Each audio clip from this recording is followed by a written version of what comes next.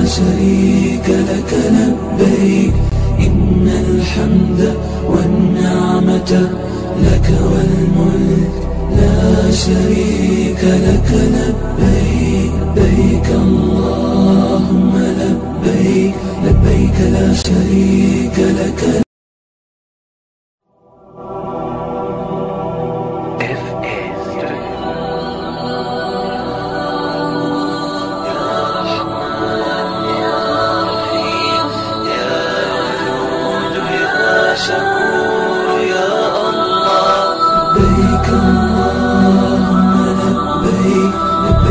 لا شريك لك لبيك إن الحمد والنعمة لك والملك لا شريك لك لبيك لبيك اللهم لبيك لبيك لا شريك لك لبيك إن الحمد والنعمة لك والملك لا شريك لك لبيك لبيك اللهم لبيك لبيك لا شريك لك.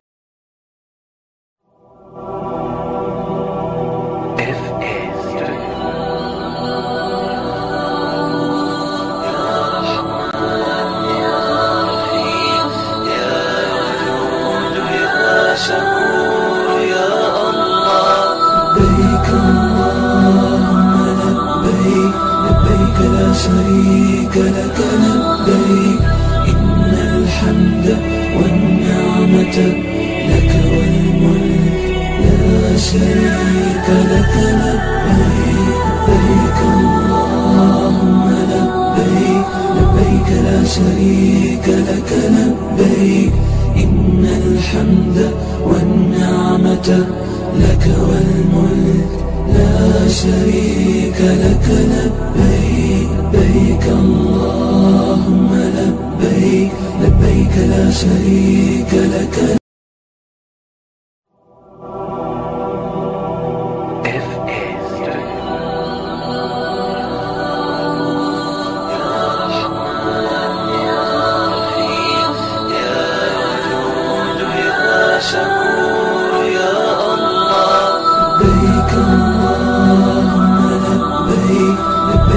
لا شريك لك لبيك إن الحمد والنعمة لك والملك لا شريك لك لبيك لبيك اللهم لبيك لبيك لا شريك لك لبيك إن الحمد والنعمة لك والملك لا شريك لك لبيك لبيك اللهم لبيك لبيك لا شريك لك.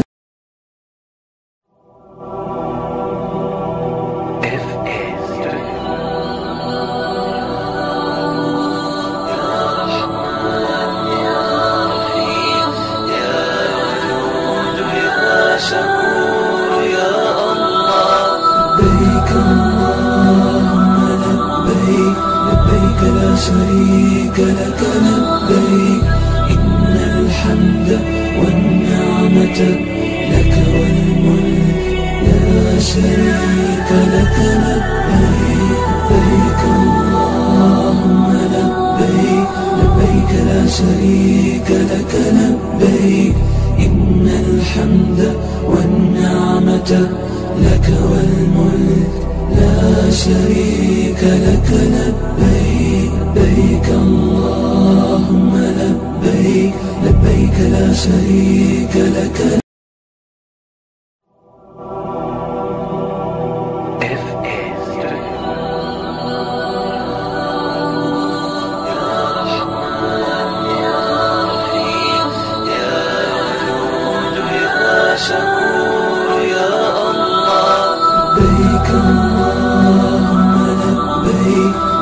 لا شريك لك لبيك إن الحمد والنعمة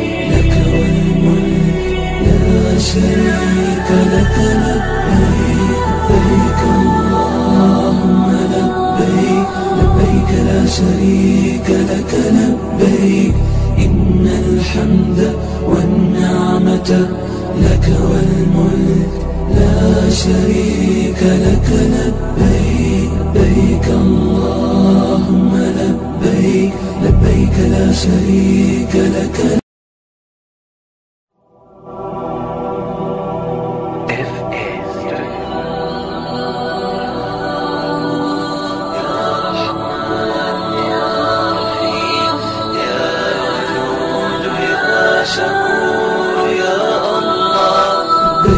اللهم لبيك لبيك لا شريك لك لبيك إن الحمد والنعمة لك والملك لا شريك لك لبيك لبيك اللهم لبيك لبيك لا شريك لك لبيك إن الحمد والنعمة لك والملك لا شريك لك لبيك لبيك الله. Bagaimana Bapak Ibu kabarnya? Baik semuanya? Sehat semuanya? Alhamdulillah. Tidak terasa ya, seminggu lagi ya kita berangkat ya. Pertama-tama marilah kita panjatkan puja dan puji syukur kehadirat Allah Subhanahu wa taala karena atas berkah, nikmat dan rahmatnya kita bisa melaksanakan pemantapan manasik yang kedua kali 1 minggu sebelum keberangkatan. Kayaknya ini masih pada fresh ya. Masih pada ingat tentang rukun umroh ada berapa? Ada yang ingat rukun umroh? Bapak Ibu semuanya ada yang ingat rukun umroh ada 5 ya. Sebelum saya mulai untuk pemantapan manasiknya, saya ingin mereview sedikit tentang apa yang kita lakukan ketika umrah. Ya. Yang kedua, salawat serta salam kepada baginda Nabi Muhammad SAW yang telah membawa risalahnya kepada kita semua sehingga kita dapat dipersatukan, diperkumpulkan sebagai saudara seiman dan juga saudara seislam. Ketiga, berdirinya saya di sini, sebelumnya ingin memperkenalkan diri sebagai apa dan siapa saya di sini. Baik Bapak Ibu semuanya, perkenalkan nama saya Fazlur Rahman Alik atau bisa dipanggil dengan Alik ya, atau bisa dipanggil dengan Fazlur juga, yang akan nantinya sebagai tour leader Bapak Ibu semuanya selama perjalanan ibadah umroh 12 hari Turki Gold dari tanggal 27 Juli sampai 7 Agustus. Jadi nanti berangkat sama saya dari Bandung, berangkat sama saya sampai Bandara Soekarno-Hatta, pulang ke Indonesia nanti sama saya juga. Seperti itu. Insya Allah semuanya sehat ya. Amin ya Rabbal Alamin. Untuk pembahasan yang pertama Bapak Ibu semuanya, mengingatkan kembali tentang peribadah umroh itu, yang pertama rukun umroh yang perlu kita ingat ya.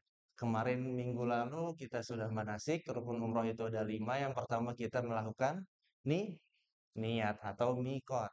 Yang kedua setelah niat mikot dari Bir Ali, kita akan melaksanakan apa yang kedua Bapak Ibu, ada yang masih ingat?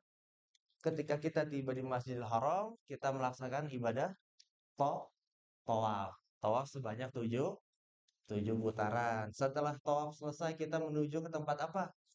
Sa'i, di mana Siti Hajar di situ mencari air untuk Nabi Ismail kecil yang kala itu sedang kehausan. Sebanyak berapa kali? 7 kali dari Bukit Sofa menuju Bukit Marwah. Nah, setelah sa'i selesai, kita akan melaksanakan tahallul atau memotong rambut. Nah, setelah tahallul selesai, Bapak Ibu semuanya, yang terakhir adalah secara tertib. Nah, ketika sudah tertib, selesai tahallul dilakukan dengan tertib, maka seluruh larangan ihram itu sudah gugur. Jadi kita sudah boleh bebas lagi mengganti pakaian. Jadi seperti itu saja untuk mukadimahnya.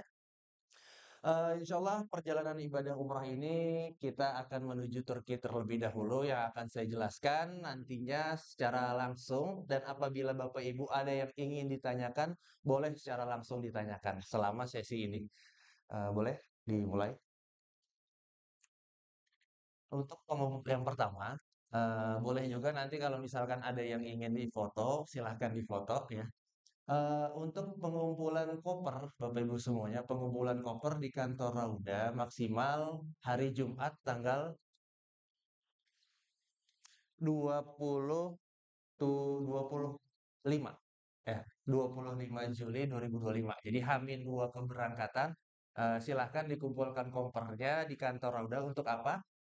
Untuk kita labeling agar tidak tercampur dengan grup yang lain dan juga Bapak Ibu semuanya ketika sudah berkumpul di kantor Rauda tidak perlu membawa koper lagi. Jadi Hamin 2 hari Jumat ataupun hari Sabtu tidak apa-apa. Kalau nggak bisa gimana? Kalau tidak bisa di hari H pun tidak apa-apa, tetapi diharapkan datang lebih lebih awal. Seperti itu untuk keberangkatan. Bagi yang langsung menuju Bandara Soekarno-Hatta, Bapak Ibu semuanya, untuk diantar dan dilepas keluarga, kumpul di hari Ahad tanggal 27 Juli jam 8 di Terminal 3 keberangkatan internasional di Gate 2. Ada yang berangkat langsung ke Bandara Soekarno-Hatta? Satu keluarga? Berlima? Bersebelas. Oh ya, oke baik. Ya,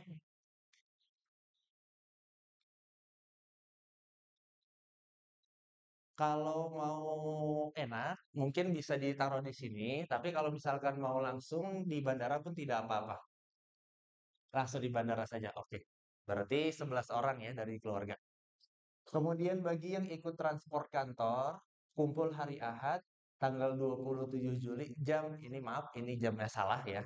Jam setengah 2 siang setelah sholat zuhur. Jadi setelah sholat zuhur, nanti kita akan adakan absensi dan juga pembagian ID card sekaligus nanti setelah berkumpul semuanya yang berangkat dari Bandung kita akan berangkat bersama-sama menuju Bandara Soekarno-Hatta. Kurang lebih 3 sampai 4 jam perjalanan. Seperti itu. Maksimal jam setengah 2 semuanya sudah berkumpul di kantor Rauda.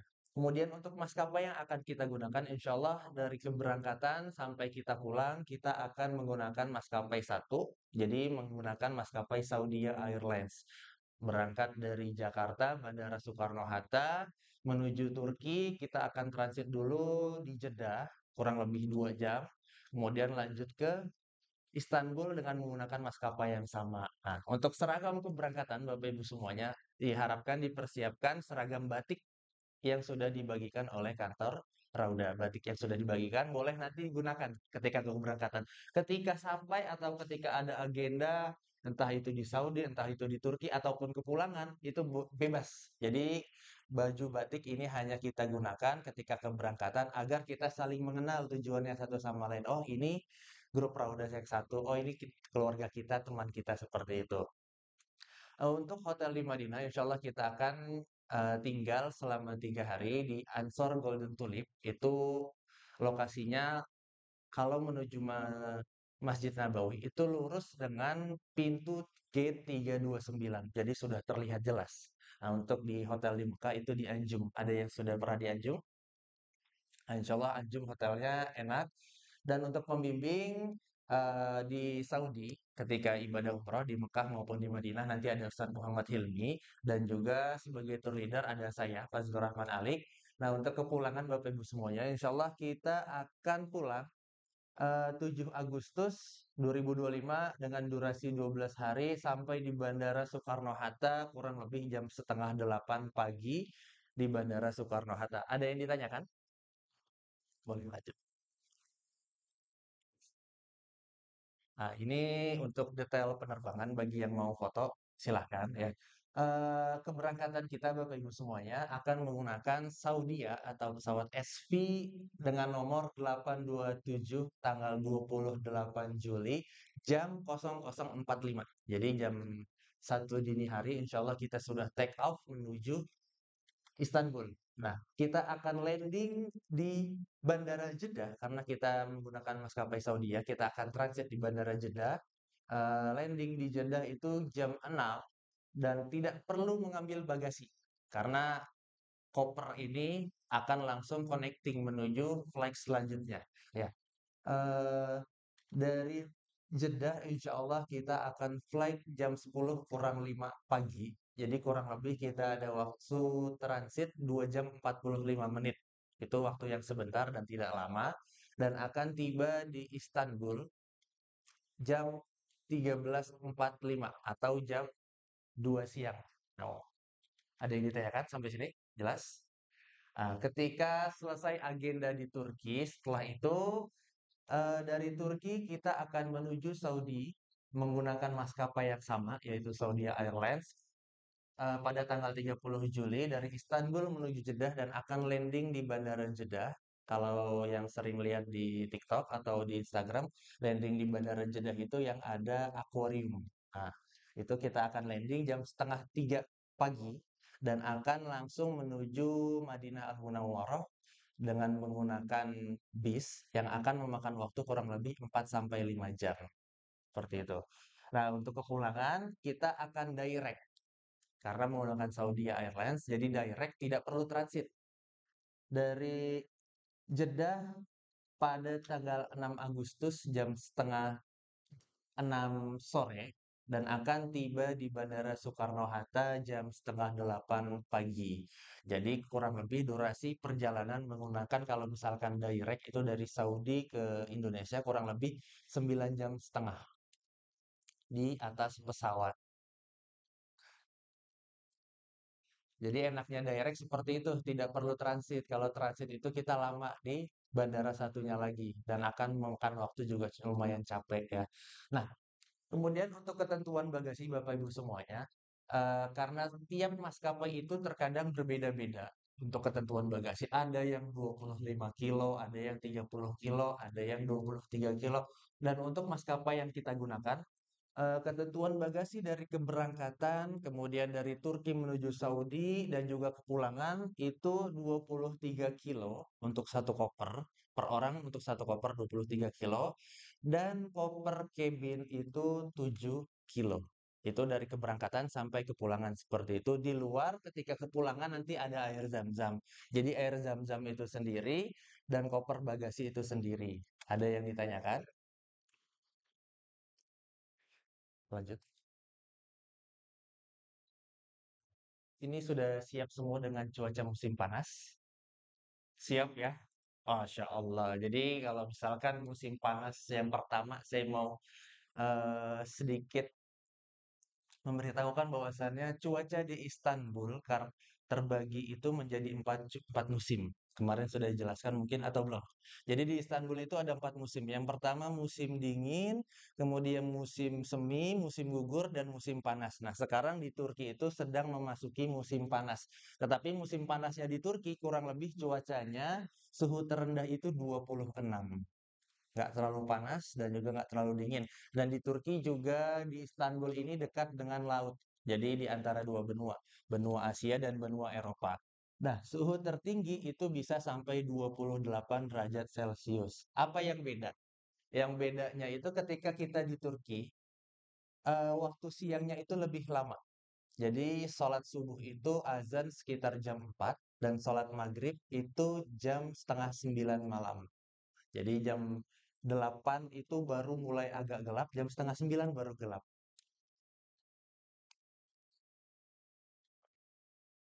Kapal, ada.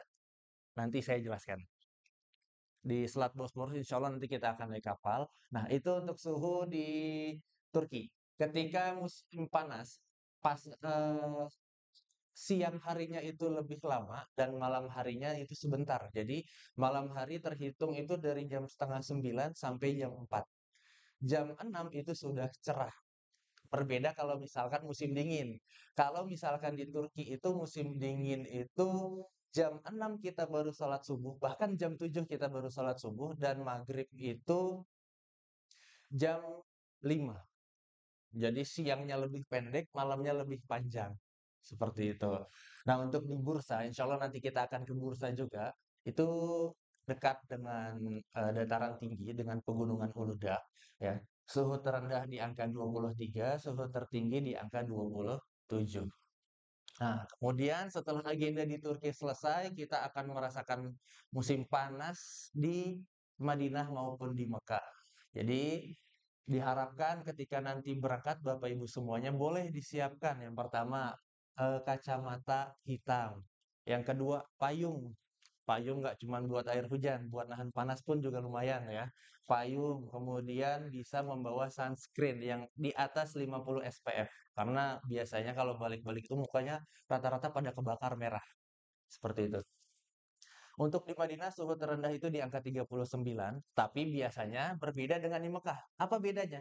Ketika kita di Madinah suhu terendah 39, tetapi hawa dan cuacanya itu kering. Makanya kebanyakan ketika para jamaah Indonesia sampai di Madinah 2-3 hari itu bibir itu mulai pada pecah-pecah. Bibir pada pecah-pecah, kemudian kulit pun pada ngelupas karena cuacanya kering. Dan suhu tertinggi 42 derajat Celcius. Ketika di Mekah, suhu terendah 40 dan suhu tertinggi di angka 45 derajat Celcius. Dan itu panasnya berbeda dengan panas di Madinah. Jadi seperti itu. Insya Allah panasnya tidak terlalu panas. Kita bisa menikmati lengangnya kota suci Mekah maupun Madinah di cuaca yang panas ini. Jadi seperti itu. Nah, untuk perbedaan waktu antara Indonesia, Saudi maupun di Turki itu kurang lebih 4 jam ke belakang. Jadi misalkan kita di sini itu jam setengah 10, di Turki maupun di Saudi itu mundur 4 jam ke belakang. Jadi perbedaan waktu 4 jam kurang lebih. Ada yang ditanyakan sampai sini? Boleh lanjut. Mata uang dan alat pembayaran yang biasanya kita gunakan selama di Saudi maupun di Turki. Yang pertama, ketika kita sampai di Turki, karena kita di Turki terlebih dahulu, biasanya di Turki kita akan menggunakan lira atau dolar atau juga euro. Jadi kemarin sudah banyak di-share ya tentang mata barang siapa yang ingin menukarkan uang lira, itu insya Allah kalau misalkan yang sudah bayar, ketika nanti sampai di Turki akan langsung kita bagikan uang sedang inflasi karena patokannya mata uangnya itu ke euro ataupun USD.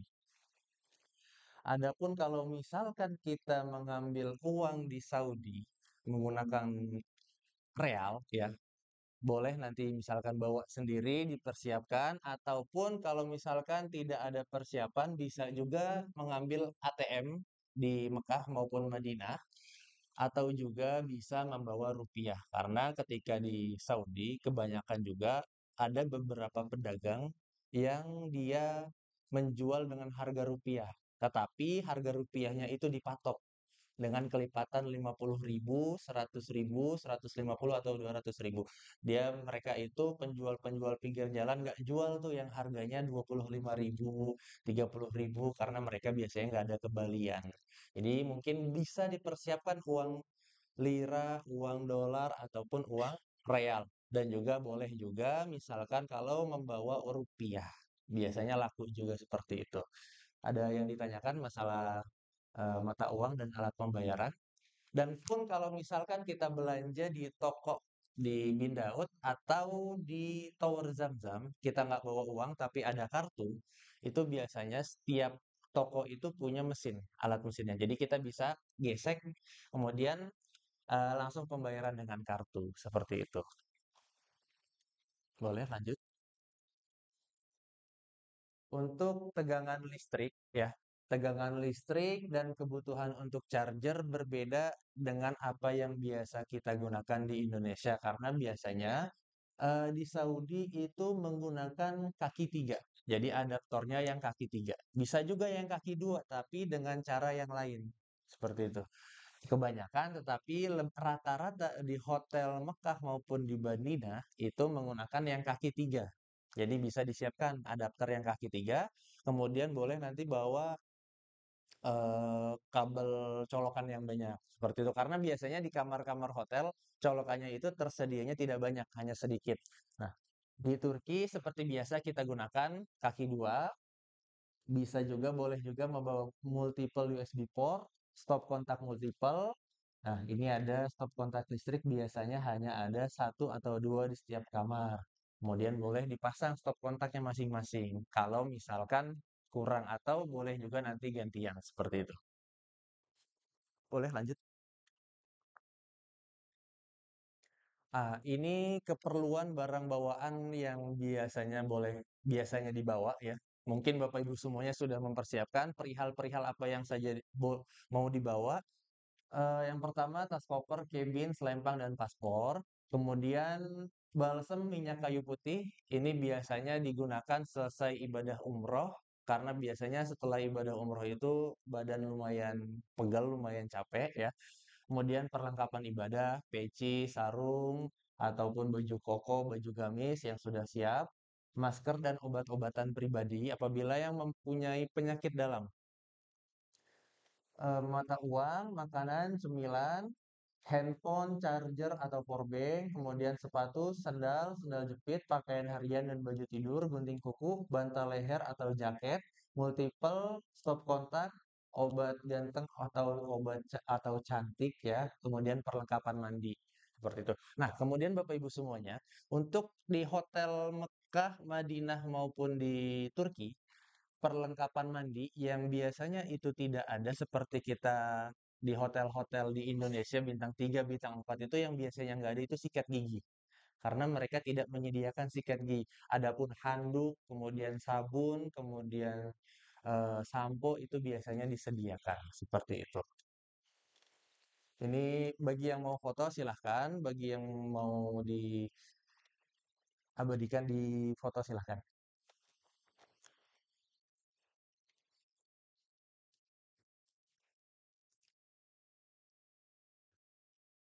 Ada yang ditanyakan? Jelas? Boleh langsung. Nah, adapun hal-hal yang boleh dibawa di dalam koper bagasi dan juga hal-hal yang tidak boleh dibawa dalam koper bagasi maupun kabin. Yang pertama, ketika kita memasukkan barang di koper bagasi, yang pertama tidak boleh dimasukkan adalah power bank ataupun uang cash ataupun barang berharga seperti laptop, HP dan lain sebagainya. Kemudian hal-hal yang tidak boleh kita masukkan ke dalam koper cabin, yang pertama adalah benda tajam, entah itu gunting kuku, kemudian gunting, ataupun jarum suntik, dan lain sebagainya itu tidak boleh. Dan tidak boleh ada cairan yang lebih dari 100 mili. Jadi kalau misalkan sampo-nya itu 150 mili, itu biasanya nanti akan ada pemeriksaan di petugas imigrasi. Petugas cukai itu akan memeriksa, di-scan, ternyata barangnya lebih dari 100 mili, akhirnya disita. Jadi, untuk ketentuan di koper cabin tidak boleh lebih dari 100 mili, tetapi Bapak Ibu semuanya, misalkan ada beberapa barang, yaitu berupa cairan yang di bawah 100 mili atau 100 mili pas, itu ada lebih dari 1, 2, 3, atau 4, itu tidak apa-apa.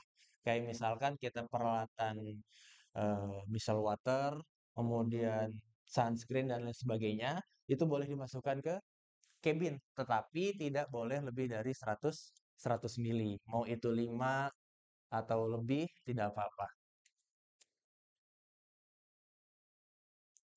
Tas bawaan peserta, tas koper besar atau koper bagasi. Yang kedua itu tas koper kecil atau tote bag atau misalkan tas tas punggung ya, seperti itu. Nah, koper besar atau bagasi akan diberi label oleh travel dan label dari airline sebagai tanda bila koper hilang ketika perjalanan. Jadi nanti mungkin yang berangkat dari Bandung hari Jumat sudah dikumpulkan kopernya atau mungkin yang mau berangkat langsung di Bandara Soekarno-Hatta bisa datang lebih lebih awal karena agar dipersiapkan label dari pihak travel seperti itu. Nah, ini adalah gambaran Bapak Ibu semuanya ketika kita berada di dalam pesawat. Yang pertama itu nanti ada seat belt ya atau sabuk pengaman, kemudian ada entertain in flight, ada layar, yang ketiga ada tempat makanan. Yang pertama duduklah sesuai nomor kursi terlebih bila ingin tukar tempat atau pindah ke tempat duduk yang kosong, tunggu semua rapih dulu. Jadi ketika nanti kita check in di Bandara Soekarno-Hatta, paspor dan boarding pass akan kita bagikan. Nah, di dalam boarding pass itu terdapat nomor seat, kemudian jam flight, dan juga gate berapa. Nah, nomor seat itu mungkin nanti kita bisa lihat masing-masing. Yang kedua, kursi bisa digunakan untuk sedikit berbaring. Jadi, kursi itu biasanya tegak di dalam pesawat. Nah, bisa juga ketika sudah take off, ketika sudah di atas, nanti sabuk itu bisa dilepas, sabuk pengaman bisa juga disenderkan, dimundurkan ke belakang, jadi tidak terlalu sempit. Harus memakai seat belt ketika akan terbang atau take off dan juga ketika kita akan landing atau mendarat. Ada meja lipat kecil di depan kursi untuk makan atau menaruh barang. Jadi Bapak Ibu kalau misalkan ingin menaruh barang atau menaruh makanan nanti ada meja lipat, tetapi jangan menaruh paspor atau benda berharga di depan. Karena biasanya orang lupa. Kalau misalkan di situ ada barang berharga, ada paspor, ada HP, ada powerbank dan lain sebagainya, boleh nanti langsung disimpan ke dalam kantong atau ke dalam tas. Jadi seperti itu.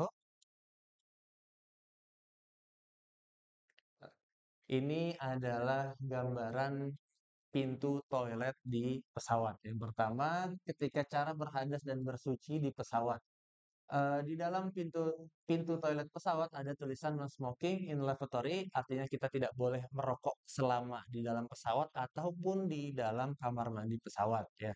Kemudian ketika kita ingin masuk, itu nanti kita bisa mendorong dari luar. Di situ ada tulisan push atau mendorong. Kemudian di dalam pesawat ketika kita di dalam toilet pesawat ketika ingin menggunakannya harus dikunci terlebih dahulu. Tandanya apa ketika sudah mengunci? Ketika kita sudah mengunci pintu toilet di dalam pesawat, maka lampu itu akan menyala. Jadi kalau misalkan lampunya nggak nyala, itu biasanya pintunya belum kekunci. Seperti itu. Nah, untuk keluarnya biasanya ditarik dari dalam. Lanjut. Nah, di sini kunci pintu terlebih dahulu ketika masuk toilet. Pastikan tempat duduk toilet suci dari najis ya, bisa dilap dulu dengan tisu atau dibasahi. Kemudian penuhi botol dengan air di wastafel terlebih dahulu. Biasanya juga ada gelas di dalam toilet pesawat, ada gelas kecil untuk bersuci. Kemudian berhadas, bersuci, tekan bila siram atau toilet dengan flush, keringkan dan rapikan lagi toilet sebelum kita keluar dari toilet pesawat seperti itu. Jadi ada tempat sampah, ada tisu toilet, ada toilet duduk. Boleh juga ketika mau ke dalam toilet, boleh membawa botol. Jadi biar apa? Untuk berhadas atau untuk bersuci seperti itu. Adapun kalau misalkan kita mau sholat, bisa juga sholat di pesawat dengan cara apa? Dengan cara bertayamum. Seperti itu. Untuk makanan dan minuman di pesawat, biasanya ketika kita flight itu setelah take off, kurang lebih 1 sampai 1,5 jam akan dibagikan makanan berat atau makanan makanan ringan. Dikarenakan kita akan flight dini hari, jam 1, biasanya itu kita akan langsung diberikan sarapan oleh pramugari. Nah, itu nanti ada beberapa pilihan. Entah itu makanannya berupa nasi atau berupa kentang, atau nanti yang ditawarkan oleh pramugari atau pramugara di pesawat. Ada air putih, jus, kopi, atau teh, ada juga nasi seperti itu. Boleh dilanjut? Proses ketibaan di Istanbul Airport. Sebelum dari Istanbul Airport, saya ingin menjelaskan proses kita selama di Bandara Soekarno-Hatta. Yang pertama itu jam 8 kita sudah berkumpul. Yang dari Bandung sudah berjalan dari Bandung menuju Bandara Soekarno-Hatta. Yang dengan keluarga ingin dilepas langsung jam 8 sudah berkumpul di Bandara Soekarno-Hatta bersama dengan jamaah yang di Jakarta. Jadi Bapak Ibu semuanya, ada kurang lebih 9 sampai 10 orang bandara jamaah Rauda yang dari Jakarta. Nanti kita akan bertemu. Jam 8 itu sudah berkumpul di Bandara Soekarno-Hatta di depan, biasanya di depan Sate Senayan. Ya, di depan Sate Senayan. Kemudian kita akan proses check-in. Proses check-in, setelah proses check-in, kita akan bagikan paspor ataupun boarding pass. Setelah itu akan ada briefing sebentar. Setelah briefing selesai, kita akan masuk ke dalam bandara. Ke dalamnya nanti akan ada proses pemeriksaan badan. Ya, ada proses pemeriksaan badan, entah itu cincin, entah itu logam, HP, dan lain sebagainya, nanti harap dilepas terlebih dahulu. Setelah proses pemeriksaan badan, kita akan menuju imigrasi. Nah, di imigrasi Bandara Soekarno-Hatta itu ada yang auto gate, ada juga yang manual. Jadi yang auto gate ini hanya di-scan paspor saja. Tapi kalau misalkan nggak bisa beberapa kali, nanti akan diarahkan menuju yang manual. Jadi ada petugas yang akan memeriksa sebagainya. Setelah itu, dari imigrasi selesai, kita akan menuju gate yang sudah ditentukan oleh pihak maskapai. Nah, ketika kita tiba di Bandara Istanbul, yang pertama ketika kita mendarat, kita akan menuju imigrasi. Nah, ketika di imigrasi, harap paspor dipegang masing-masing, karena biasanya akan dicek dan juga difoto. Pemeriksaan paspor, setelah pemeriksaan paspor, kita menuju area bagasi, yang dimana ketika kita nanti tiba di Turki, pengambilan bagasi diharap diambil masing-masing. Jadi tidak sama seperti kita di Saudi. Ketika kita landing di Jeddah, itu koper sudah ada yang ngatur. Bapak Ibu semuanya nggak usah ngambil koper. Tetapi kalau misalkan di Turki, kita tidak menggunakan tim handling, jadi boleh silahkan ngambil bagasinya masing-masing. Nah, setelah bagasi sudah diambil, kita berkumpul, menunggu semuanya sudah lengkap, baru kita akan menuju bersama-sama pintu keluar dan di mana akan disambut oleh tour guide kita di Turki, yaitu orang Turki asli yang sudah bisa berbahasa Indonesia dan lancar, ya, yang akan menemani kita selama 3 hari kurang lebih di Turki.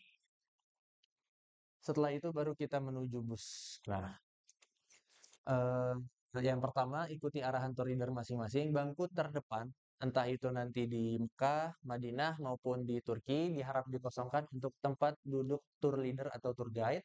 Setiap peserta bebas menentukan tempat duduknya masing-masing, tidak ada sistem blok untuk peserta tertentu. Toilet di bus biasanya akan ditutup untuk menjaga kebersihan dan kenyamanan di bis. Ada yang ditanyakan? Ah, selama di Istanbul kita tidak memakai porter, bagasi harap dibawa masing-masing, troli harus bayar pakai koin lira. Adapun kalau misalkan kita mau memakai troli di Turki, itu bisa, tetapi harus membayar dengan koin lira. Jadi nanti ada petugasnya. Karena di Turki itu tidak gratis masalah troli.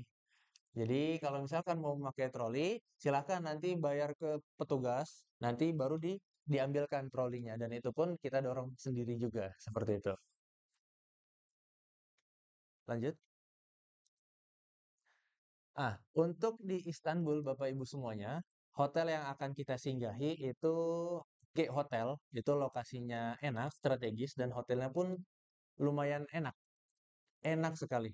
Dekat dengan tempat apa aja. Kalau misalkan kita mau ke supermarket pun ada, mau jalan santai keluar pun ada, seperti itu. Ini di Istanbul ya. Dan juga di Bursa, kita akan menginap 1 malam di Bursa di Hotel Anatolia. Iya,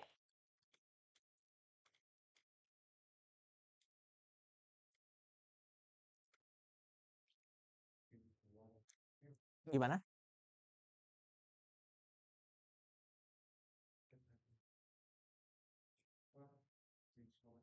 Hagia Sophia. Ah. Beda, Pak. Jadi untuk lokasi masjid memang di Istanbul, tetapi di Istanbul itu ada beberapa tempat. Kalau misalkan di Masjid Hagia Sophia atau Hagia Sophia itu satu daerah atau satu jalan dengan Jalan Sultan Ahmed. Kalaupun kita mau ke sana, itu biasanya menggunakan taksi.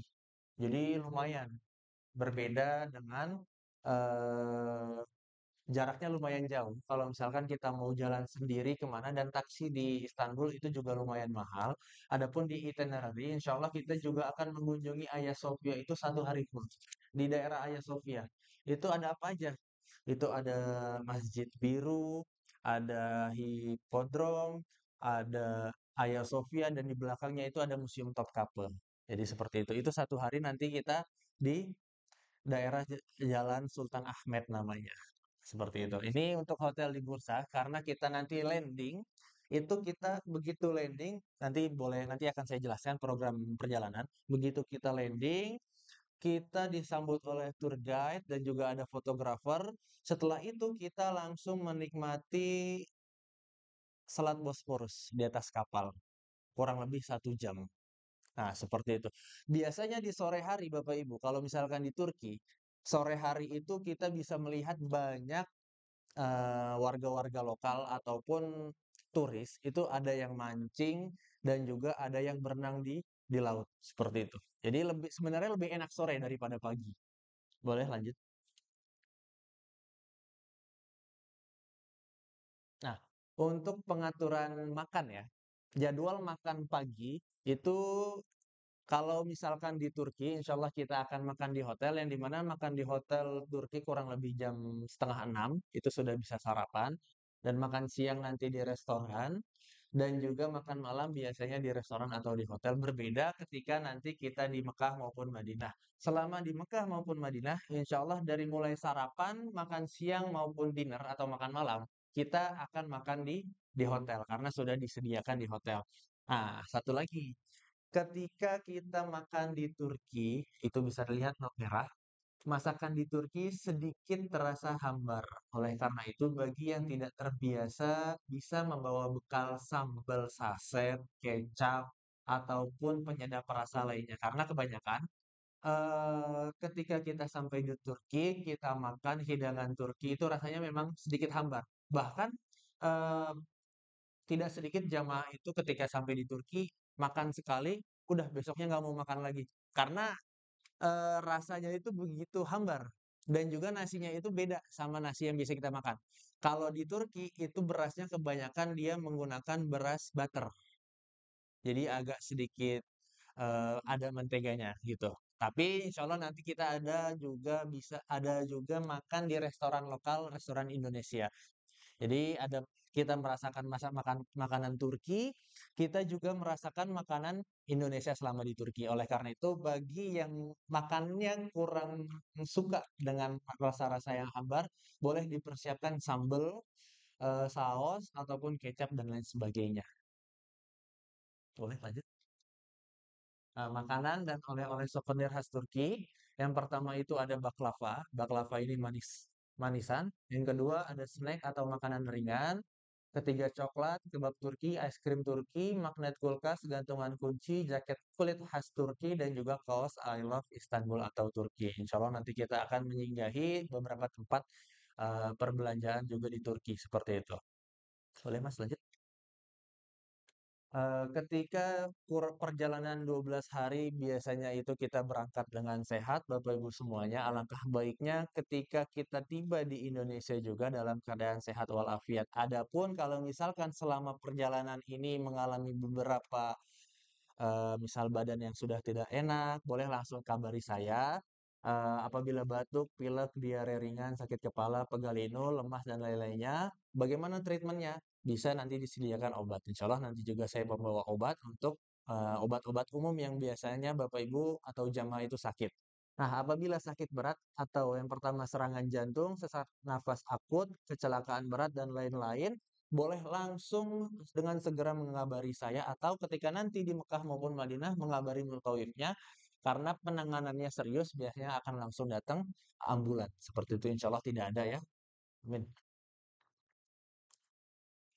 Untuk etika sebuah grup, yang pertama tertib pada jadwal yang sudah ditetapkan tour leader atau tour guide ketika mengunjungi sebuah tempat wisata dan menaati jam kembali ke bus atau batas waktu yang sudah ditentukan.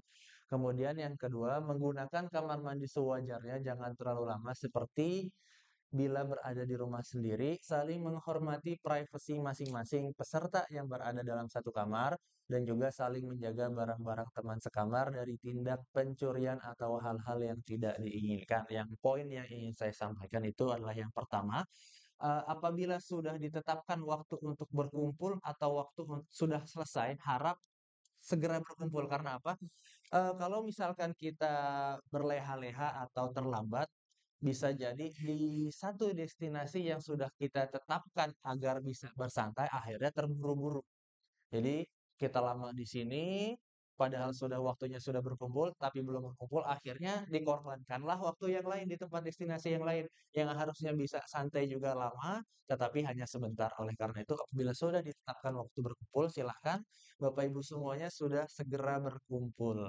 Karena ada mungkin beberapa tempat yang harus kita kunjungi juga, seperti itu. Dan juga kita harus menjaga perasaan satu sama lain. Kita sudah berkumpul, yang lain berkumpul, akhirnya kita kesal. Ya, jadi seperti itu. Alangkah baiknya kita saling mengingatkan satu sama lain. Nah, untuk hotel kita berada di Madinah, Hotel Golden Tulip Ansor, ya. Ini seperti ini gambarnya, ataupun foto dari luar maupun dari dalam. Ya, yang pertama itu kamarnya seperti ini, dan juga untuk ruang makan seperti ini. Adapun letak di Hotel Golden Tulip Ansor selama kita berada di Madinah, kelihatan sebentar. Jadi letak hotel kita itu ada di sebelah sini. Ini Al Ansor Golden Tulip. Al Ansor Golden Tulip di sini ada pintu 328. Di sini ada 327, di sini ada 326. Jadi semakin ke sini Bapak Ibu semuanya semakin ke arah imam, itu semakin mundur. Kalau semakin ke sini dia semakin maju. Jadi 328, 329, 330, 331 sampai 334. Ini adalah lokasi pintu utama. Nah, hotel kita itu garis lurus dengan pintu 328.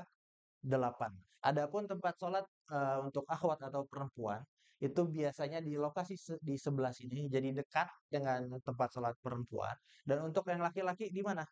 Bisa kalau misalkan mau masuk pintu utama bisa lewat sebelah sini, kita ke sini, ataupun bisa juga di sebelah sini.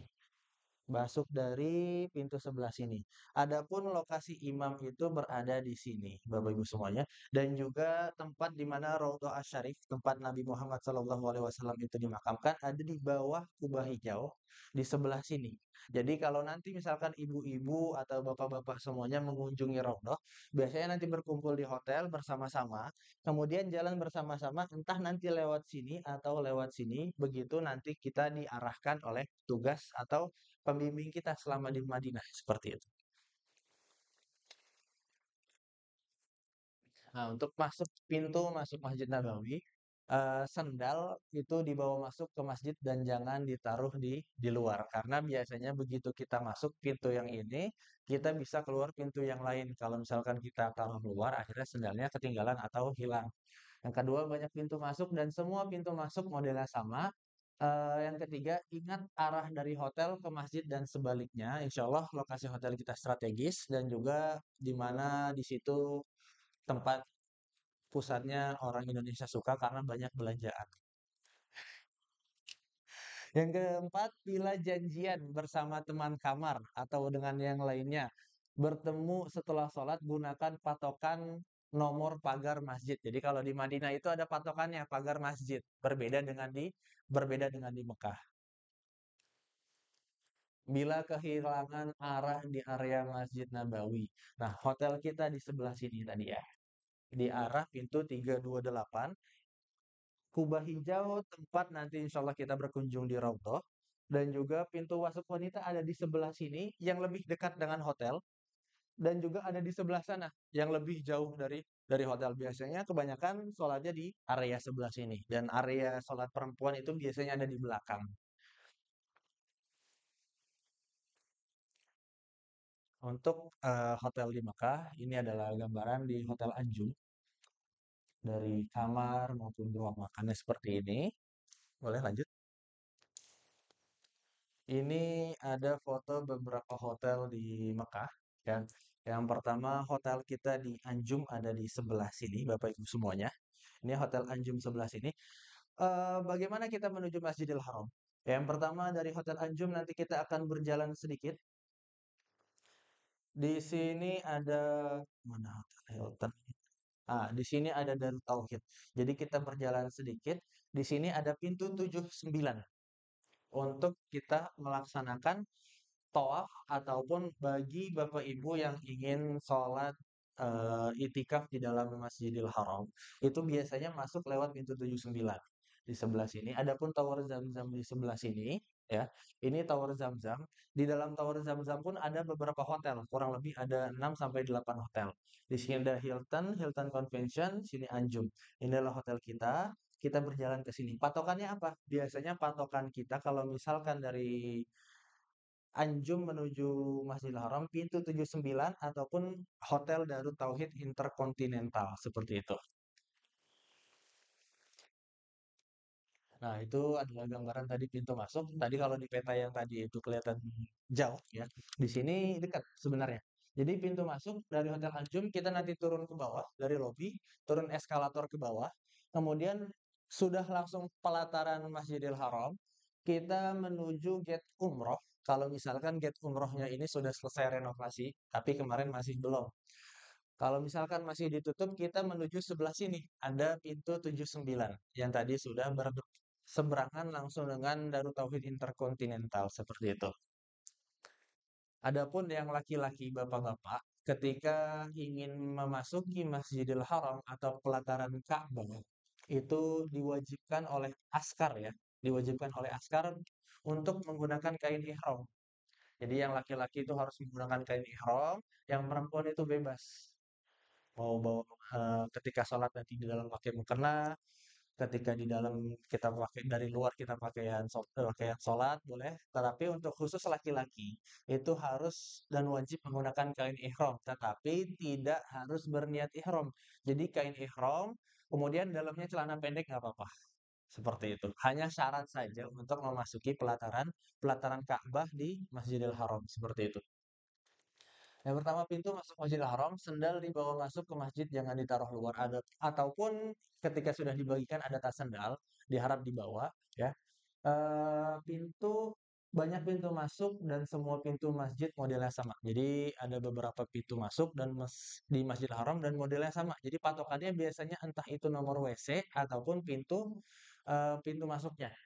Ingat arah dari hotel ke masjid dan sebaliknya. Bila janjian bertemu setelah sholat dan gunakan patokan tempat tempat bertemu. Jadi kalau misalkan kita selesai umroh itu di Bukit Bukit Marwah, itu lumayan jauh muternya. Jadi nanti kita mungkin setelah ibadah umroh baliknya insya Allah bareng-bareng karena patokannya lumayan jauh dari hotel seperti itu. Bila kehilangan arah di dalam Masjidil Haram, patokannya apa? Makkah Tower atau Clock Tower, Zamzam Tower Building atau Tower Zamzam di sebelah sini hotel kita seperti itu. Untuk kondisi hotel, yang pertama bintang 4 atau bintang 5 di Arab Saudi. Yang pertama, kamar dan kebersihan tidak standar pada negara wisata pada umumnya. Karena apa? Karena biasanya di Mekah maupun Madinah itu lebih mementingkan kuantiti. Jadi lebih mementingkan orang yang banyak, mau dia 4 orang, 5 orang, 3 orang, yang penting banyak seperti itu. Yang kedua, sering tidak tersedianya air minum, lift kecil dan tidak terlalu banyak. Yang empat, handuk dan toiletries sering tidak lengkap, bahkan tidak tersedia. Petugas hotel tidak terlalu lama seperti petugas di Indonesia. Yang keenam, kamar inap tidak dibersihkan kecuali kalau misalkan kita tidak memintanya. Jadi seperti inilah kondisi hotel di Mekah maupun Madinah. Dan juga biasanya Bapak Ibu semuanya, ketika di hotel Mekah maupun Madinah, eh, kebanyakan kita itu rata-rata tidak bisa satu lantai. Jadi ada mungkin beberapa kamar nanti bisa di lantai sini dan grup teman kita di lantai yang lain karena banyak sekali para jamaah itu yang sudah check-in juga pada beberapa travel itu. Memang ketentuannya itu tidak sama seperti kita, misal kita sudah bayar, kita harus booking satu lantai semuanya untuk satu travel. Nah, itu balik lagi kepada pihak manajemen hotel. Tapi insya Allah akan kita usahakan bagaimanapun agar para jamaah Bapak Ibu semuanya satu lantai dan juga nyaman seperti itu selama di Mekah maupun di Madinah. Yang perlu diperhatikan dan dijaga ketika kita berada di tanah suci di Mekah maupun di Madinah. Yang pertama, mental kita harus disiapkan karena semua tamu di Mekah maupun di Madinah di tanah suci ini orangnya istimewa ya. Yang pertama itu kita jangan menggibah atau ngerumpi ya. Yang kedua, hilangi sifat sombong atau takabur. Biasanya kalau misalkan ada yang sombong atau takabur, ada aja kejadian yang di luar akal sehat kita. Yang ketiga, kesal atau komplain terus-menerus. Tapi kalau misalkan ada beberapa yang tidak sesuai, boleh langsung sampaikan kepada saya. Yang ketiga, berkata negatif walaupun bercanda. Memang ketika di tanah suci kita harus menjaga satu sama lain dan juga kita harus menjaga etikanya. Karena di tanah suci ini pahala kita dilipat gandakan. Di Madinah kita dilipat gandakan 1.000, di Masjidil Haram kita dilipat gandakan 100.000, adapun dosanya juga sama. Jadi harap dijaga seperti itu. Boleh. Nah, selanjutnya kita berlanjut menuju itinerary. Boleh dilihat bagian ingin. Rencana program perjalanan umroh plus Turki Gold 12 hari. Jadwal penerbangan tadi sudah saya jelaskan kepada Bapak Ibu semuanya ya. Kita menggunakan Saudia dengan nomor 827 dari Bandara Soekarno-Hatta jam 1 kurang 20 dini hari dan akan landing di Bandara Jeddah jam 6.15 pagi. Itu durasi perjalanan kurang lebih 9 jam setengah. Kemudian dari Jeddah kita akan transit kurang lebih 2 jam 45 menit di Bandara Jeddah. Kita tidak keluar bandara, jadi hanya di dalam saja. Kita pindah gate dan tidak mengambil bagasi. Nanti ada 2 boarding pass. Boarding pass yang pertama itu ketika berangkat itu ada 2 yang dibagikan dari Jakarta menuju Jeddah. Yang kedua dari Jeddah menuju Istanbul. Nah, boarding pass yang kedua dari Jeddah menuju Istanbul harap disimpan. Jangan digunakan ataupun jangan sampai hilang.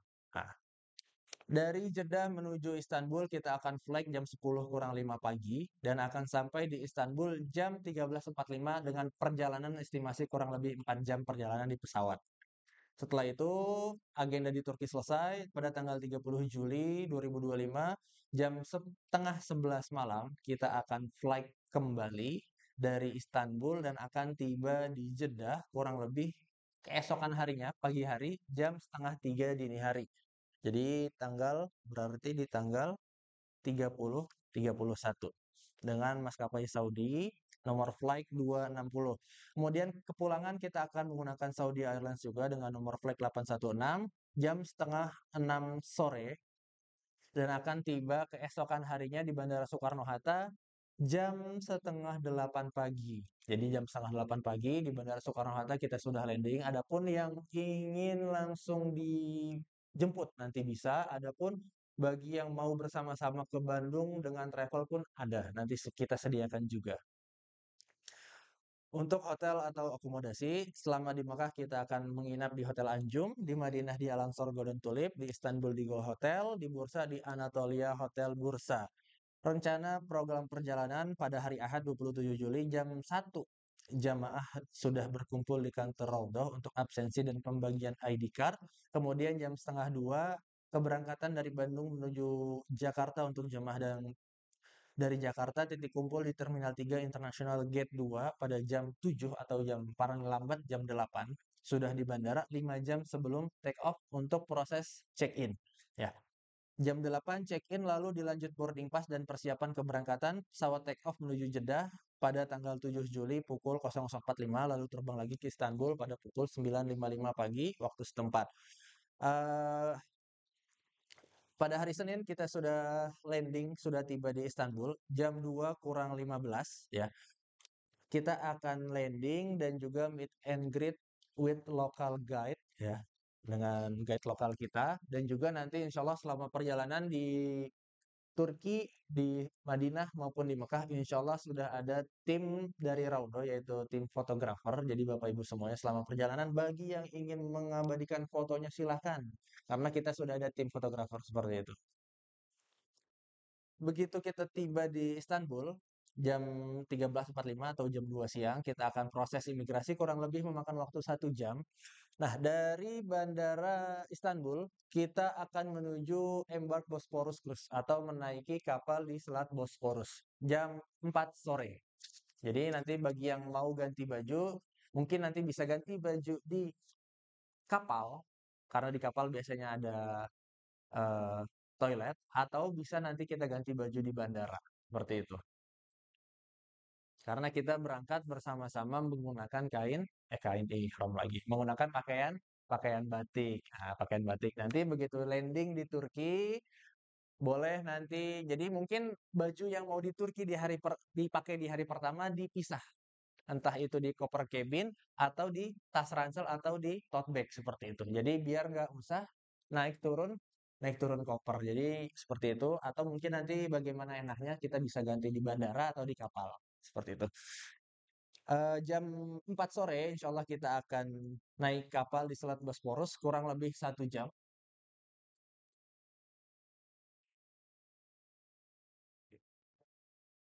Ya, bawa ransel bisa, tetapi nggak boleh ransel yang besar, ransel kecil. Biasanya kalau yang besar itu ditakutkan tidak diterima oleh petugas check-in, sehingga tidak boleh dibawa. Mungkin ransel-ransel kecil atau tote bag. Jadi ada koper. Kalau yang ransel itu kecil ya,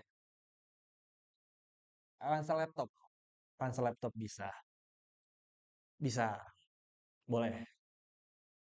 Kalau biasanya kalau yang perempuan itu kan ada koper cabin sama tas lempang ya, itu biasanya nggak apa-apa, seperti itu. Kemudian setelah kurang lebih 1 jam kita bersantai di Selat Bosporus di kapal, kita akan lanjut menuju bursa. Jadi kita hari pertama itu begitu landing di Istanbul, kita ke Selat Bosporus, naik kapal 1 jam. Setelah itu selesai, kita akan menuju bursa dengan memakan waktu kurang lebih 2 jam setengah atau 3 jam perjalanan. Nah, hari kedua kita akan menginap di bursa di Anatolia Hotel. Ya.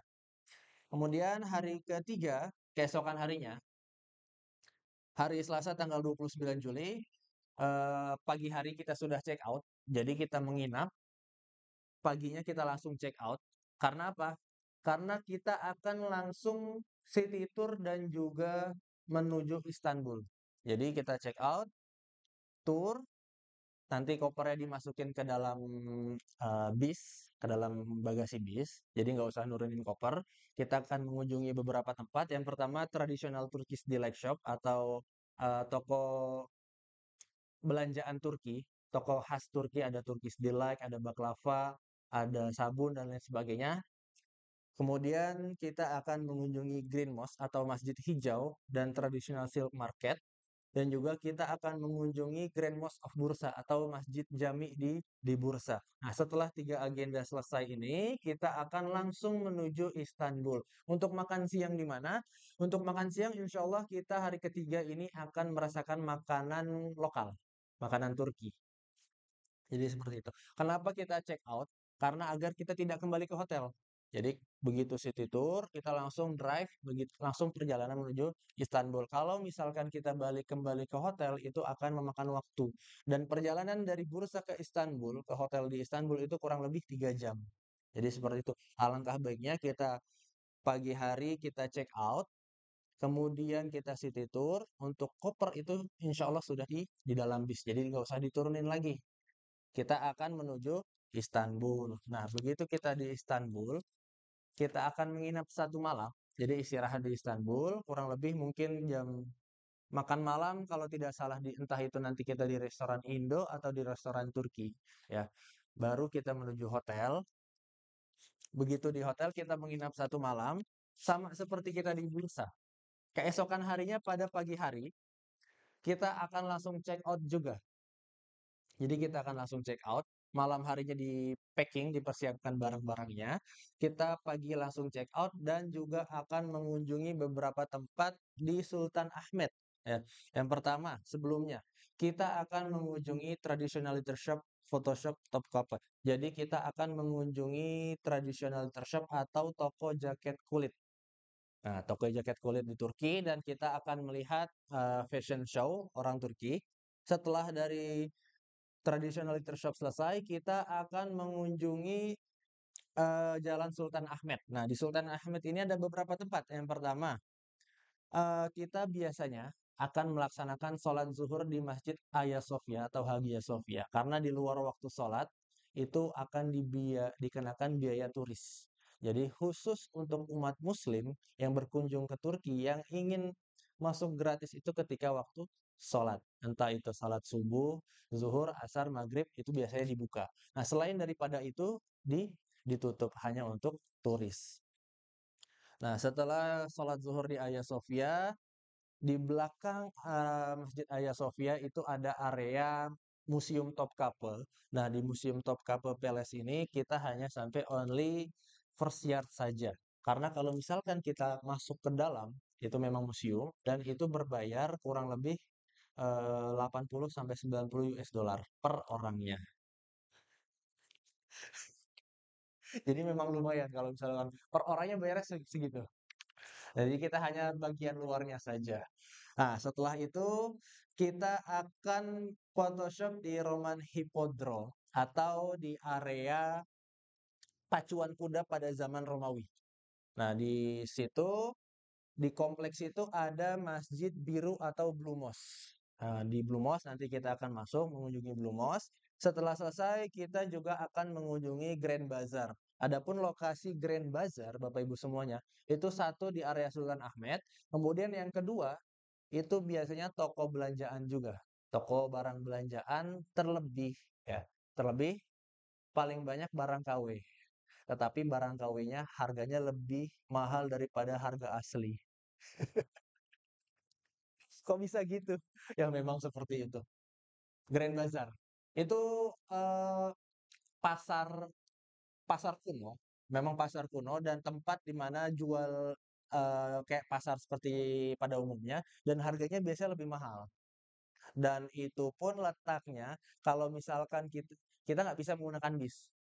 Kita menggunakan jalan kaki dan kurang lebih jalan kalau misalkan jalan kaki itu 2 kilo ke sana, 2 kilo balik, 1 kilo jalan ke bis. Jadi selama hari ketiga di Istanbul, kita akan lebih banyak jalan kaki. Jadi mungkin dari sekarang atau dari kemarin Bapak Ibu semuanya sudah kuat fisiknya buat jalan kaki atau sudah sering jogging, lari dan sebagainya.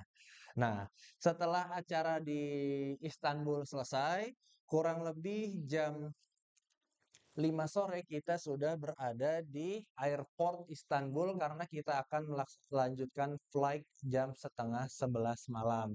Nah, begitu kita sampai di area di Bandara Istanbul, kita akan proses check-in lagi. Nah, di Bandara Istanbul ini kita akan proses check-in, self check-in. Jadi masing-masing check-in ya. Tapi insya Allah akan saya bantu dan juga tour guide juga akan membantu Bapak Ibu semuanya. Jadi insya Allah aman. Keesokan harinya, hari Kamis tanggal 31 Juli, kita akan landing di Jeddah kurang lebih jam setengah tiga pagi, disambut oleh tim handling seperti biasa. Begitu kita landing di Jeddah, kita akan melewati proses imigrasi. Begitu proses imigrasi selesai, berkumpul terlebih dahulu di tempat area bagasi. Ketika Bapak Ibu semuanya sudah berkumpul di area bagasi, sudah lengkap, tidak usah mengambil koper bagasi karena sudah ada tim handling yang akan mengatur koper bagasi.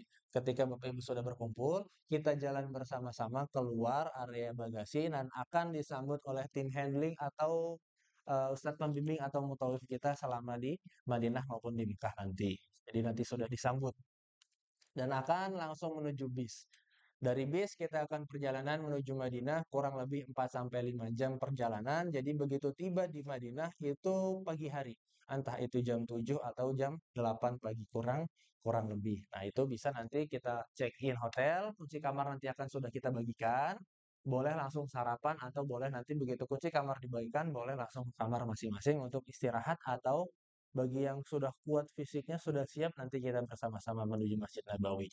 Seperti itu. Jam 7 pagi kita sudah tiba di hotel, bagi yang mau istirahat silahkan, bagi yang mau ke masjid silahkan. Kemudian jam 4 atau setelah sholat asar, insya Allah kita akan berkumpul dan juga akan berziarah di sekeliling Masjid Nabawi. Yang dimana di sekitar Masjid Nabawi itu ada beberapa tempat bersejarah, di antaranya itu ada Makam Baki, ada Masjid Gomama, Masjid Ali, Masjid Abu Bakar, dan juga Sakifah Bani Saidah. Jadi setelah sholat asar, setelah agenda itu selesai, sebelum maghrib insya Allah sudah selesai karena kita jalan kaki saja di sekitaran Masjid Nabawi, kurang lebih 1 jam. Ataupun kalau misalkan ketika agenda yang jam 4 sore setelah asar ini ada yang beberapa jamaah itu badan kurang fit, kaki itu sudah mulai kerasa pegal, tidak ikut tidak apa-apa. Ya, tetapi mohon konfirmasinya agar jamaah yang lain tidak saling saling menunggu. Nah, keesokan harinya pada hari Jumat, Bapak Ibu semuanya, insya Allah kita pagi hari sholat subuh seperti biasa di Masjid Nabawi. Kemudian jam 7 pagi setelah sarapan yang pastinya, insya Allah kita akan berziarah di kota Madinah dengan menggunakan bis dan diharapkan kepada Bapak Ibu semuanya agar berkumpul tepat waktu karena kita juga mengejar sholat Jumat di Masjid Nabawi. Yang pertama kita akan city tour di Masjid Kuba yang mana pahalanya sebagaimana pahala umroh, kemudian Jabal Uhud, Kebun Kurma, lalu kembali ke hotel kurang lebih jam 11 kita sudah tiba di hotel. Karena untuk persiapan sholat Jumat. Untuk yang perempuan sholat Jumat, ada yang mau merasakan sholat Jumat? Boleh. Jadi di Madinah sholat Jumat rata-rata jamaah umroh ataupun jamaah haji ketika di Masjid Nabawi ataupun di Masjidil Haram mereka melaksanakan sholat Jumat juga. Jadi seperti itu, bisa akhirnya merasakan sholat sholat Jumat. Yang dimana nanti ada khutbah terlebih dahulu, setelah khutbah baru sholat Jumat dua rakaat. Setelah itu jam 15 atau jam 3 sore persiapan ke Raudhah dan ziarah makam Rasulullah dan para sahabat untuk jamaah laki-laki. Ada dalam kurung tentatif atau mengikuti kebijakan otoritas setempat. Yang kedua, jam 8 malam persiapan ke Raudhah dan ziarah makam Rasulullah untuk para sahabat untuk jamaah perempuan. Nah, sebelumnya kemarin ada beberapa jamaah ya saya lihat di grup ya yang menanyakan tentang nusuk. Betul? Nah, jadi seperti ini. Kenapa kemarin kita anjurkan untuk apply aplikasi Nusuk, untuk download aplikasi Nusuk. Yang pertama itu untuk tasreh, untuk visit ke Raudhah, Bapak Ibu semuanya, ada yang namanya tasreh atau permit. Nah, tasreh ini memang biasanya kita itu sudah disediakan oleh travel, betul. Eee, kita hanya menunggu bagaimana kebijakan otoritas dari pemerintah Arab Saudi yang di mana mereka itu yang mengeluarkan tasreh. Jadi untuk wanti-wanti, untuk cadangan, kalau misalkan tasreh kita keluar, alhamdulillah. Kalau misalkan tasreh kita nggak keluar, kita sudah ada cadangannya yaitu apa? Dengan aplikasi Nusuk. Jadi boleh nanti disatukan. Seperti yang saya jelaskan kemarin, mungkin yang laki-laki itu nanti di hari Kamis tanggal 31 ya, setelah sholat zuhur. Jadi download aplikasi, kemudian nanti bisa didaftar dengan nomor paspor, kemudian nomor nomor visa. Setelah itu juga dengan email. Nanti kita akan menuju Raudhah Permit. Nah, di situ ada kita pilihan tanggal dan juga jam waktu. Kalaupun misalkan nggak bisa, biasanya ada masalah dari aplikasinya. Entah itu dari aplikasinya sedang padat atau sedang crash seperti itu. Kalau kita aplikasi nusuk sudah semua kita punya, kita masuk Raudhah bareng-bareng. Kemudian dari tasreh nusuk dari travel turun, akhirnya kita bisa masuk dua kali alhamdulillah. Jadi alangkah baiknya kita persiapkan terlebih dahulu. Yang pertama dengan nusuk, yang kedua dengan tasreh ini oleh pihak travel. Kalaupun kita tasreh ini keluar, Bapak Ibu semuanya bisa masuk lagi.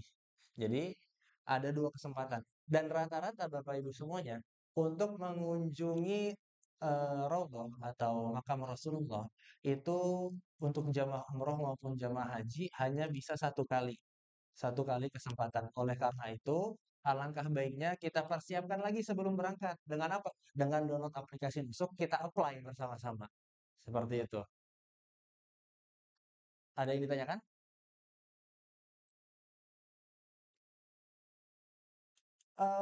Untuk downloadnya mungkin bisa dari sekarang dan daftarnya itu kita akan login juga.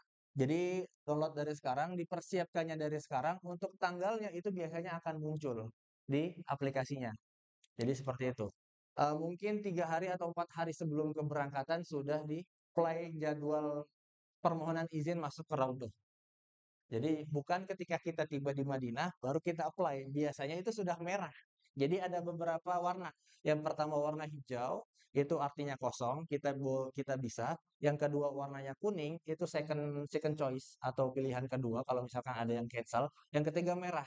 Yang merah ini sudah benar-benar nggak bisa. Jadi alangkah baiknya 4 atau 5 hari sebelum keberangkatan kita sudah mulai apply dari sini.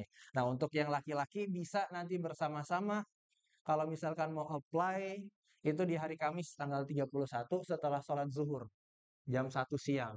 Adapun yang perempuan itu hari Kamis setelah sholat sholat Isya, jam 8 atau jam setengah 9 malam. Di apply di aplikasi Nusuk seperti itu. Ada yang ditanyakan?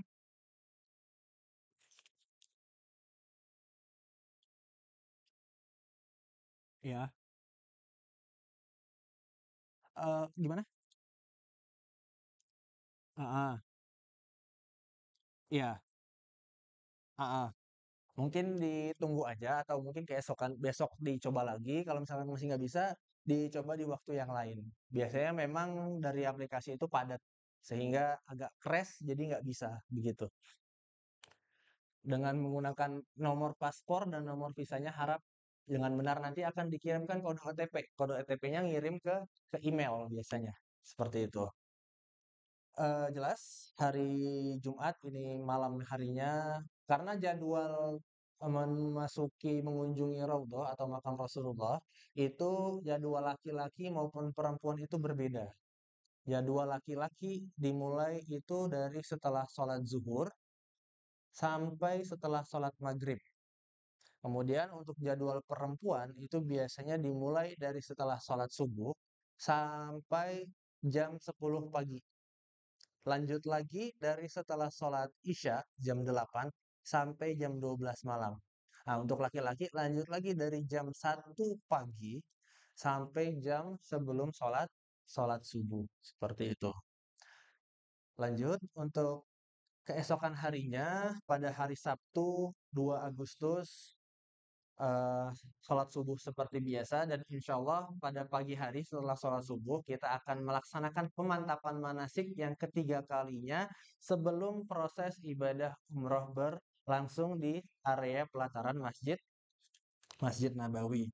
Nah, jam 12 Bapak Ibu semuanya sudah check out, sudah siap untuk check out, sudah menggunakan kain ihram dari hotel. Jadi kapan menggunakan kain ihramnya? Yang laki-laki sudah menggunakan kain ihram dari hotel hanya 2 helai, atas sama bawah. Ya, 2 kain itu saja. Yang perempuan sudah mempersiapkan sudah menggunakan kain ihramnya. Entah itu baju putih, baju hitam, atau warna lainnya. Mungkin alangkah baiknya disepakati saja bagi yang perempuan atau ibu-ibu untuk keberangkatan nanti boleh menggunakan baju putih ketika pelaksanaan ibadah umroh. Jadi sudah menggunakan kain ihram dari hotel. Kita akan check out setelah makan siang. Kemudian kita menuju Masjid Bir Ali, ya. Kita menuju Masjid Bir Ali untuk melaksanakan niat dan juga mikot.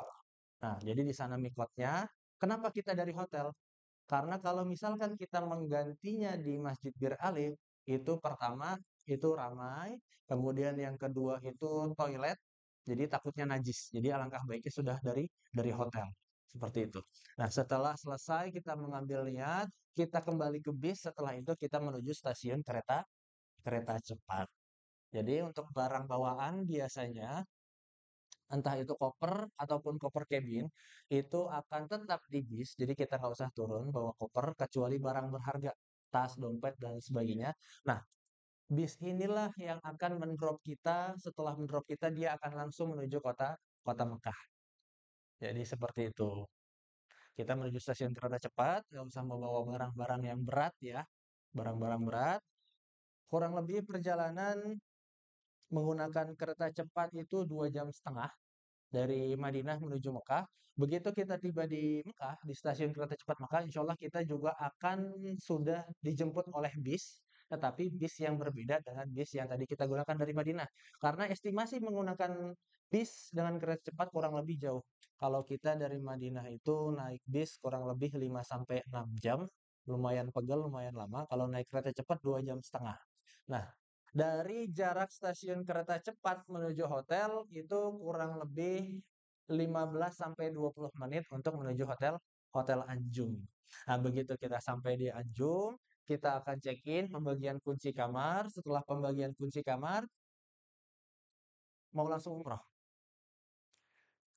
makan terlebih dahulu karena biasanya setelah umroh itu capek dan juga lapar. Kalau misalkan kita nggak ada tenaga pas umroh, takutnya pingsan.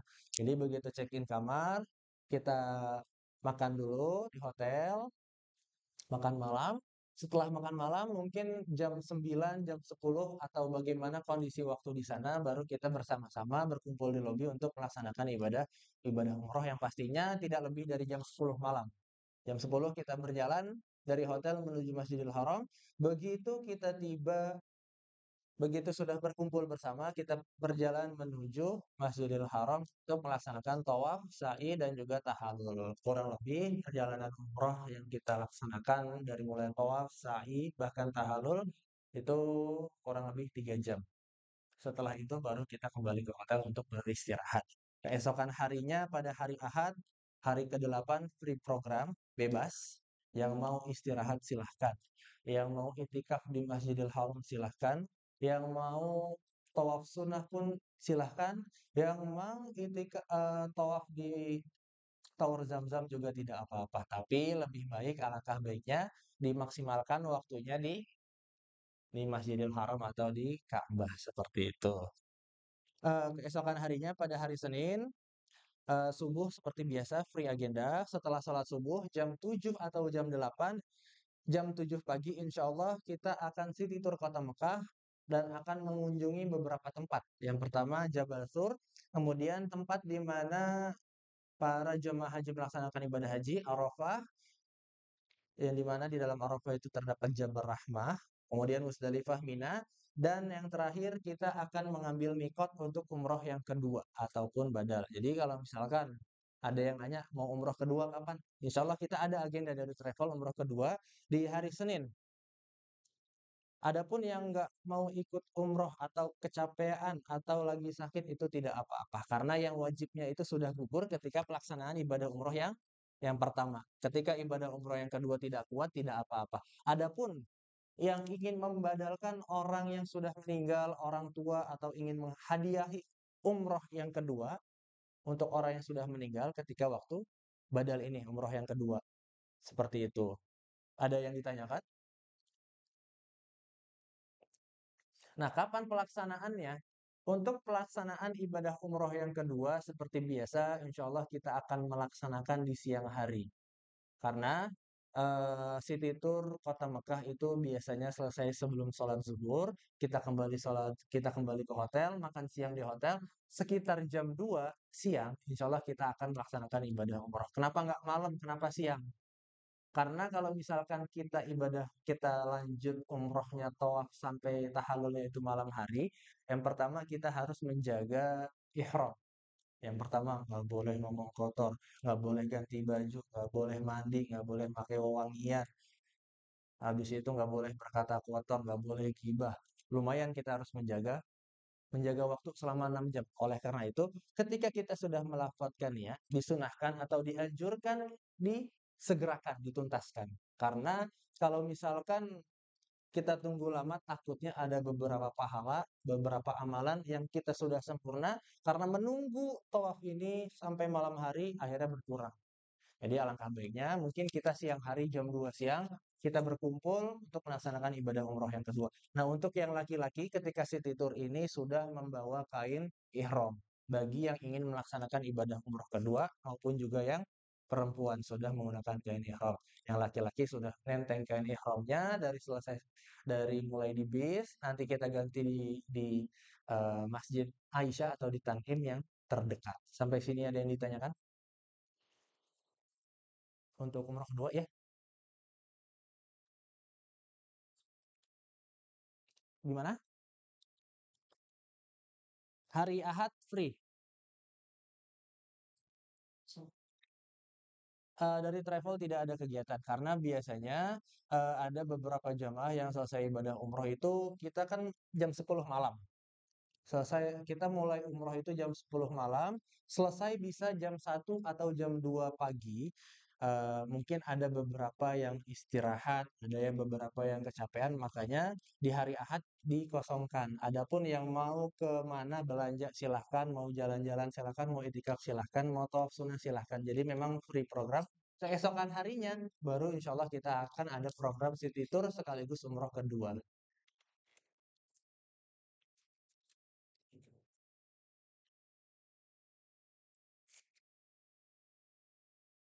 Sudah? Atau kalau misalkan mau langsung umroh lagi pun nggak apa-apa. Nanti saya kasih tahu, naik taksi sampai sana, balik lagi langsung umroh lagi kalau misalkan kuat. Seperti itu. Keesokan harinya pada hari Selasa, selesai ibadah umroh yang kedua, hari Selasa, hari ke-10, kita insya Allah akan menuju ke kota Taif, yang dimana kota Taif ini kurang lebih 98 kilometer dari kota Mekah. Kita akan berziarah. Jam setengah 8 kita akan berkumpul setelah sarapan dan akan lanjut situ ke kota Taif dan akan mengunjungi beberapa tempat di kota Taif. Di antaranya ada Masjid Sahabat Abdullah bin Abbas, kemudian Masjid Adas, Masjid Khuf, dan juga ada pabrik penyulingan mawar atau penyulingan parfum. Setelah itu di akhir ada cable car atau teleferik atau kereta gantung, yang dimana teleferik ini opsional. Jadi yang mau naik silahkan, yang nggak naik juga nggak apa-apa. Tetapi yang nggak naik biasanya menunggu di atas lumayan lama. Jadi alangkah baiknya kita naik bareng-bareng. Untuk harganya biasanya kurang lebih 80 real orang, seperti itu. Nah, setelah agenda di Taif selesai, sore harinya kita akan kembali menuju kota kota Mekah, kembali ke hotel untuk beristirahat. Jadi kurang lebih 1 hari itu perjalanan di kota Taif. Karena dari Mekah menuju kota Taif kurang lebih 2 jam sampai 3 jam perjalanan. Keesokan harinya pada hari Rabu, insya Allah kita akan melaksanakan tawaf wada, yaitu di mana tawaf perpisahan ketika kita ingin kembali menuju tanah tanah air. Jam 3 pagi atau nanti kita kondisional bagaimana baiknya, kondisi kita bagaimana, entah itu sebelum salat subuh atau setelah salat subuh. Kemudian jam 8 pagi kita sudah check out hotel, yang dilanjutkan menuju Museum Al-Amudi. Setelah itu pada jam setengah 2 siang kita sudah tiba di Bandara Soekarno-Hatta untuk melaksanakan check-in, kemudian akan boarding take off jam setengah 6 sore dan akan tiba di Bandara Soekarno-Hatta keesokan harinya pada hari Kamis jam setengah 8 pagi tiba di Bandara Soekarno-Hatta dengan membawa umroh yang mabrur dan makbulah insya Allah. Amin ya rabbal alamin. Adapun di sini ada yang ingin ditanyakan terkait perjalanan.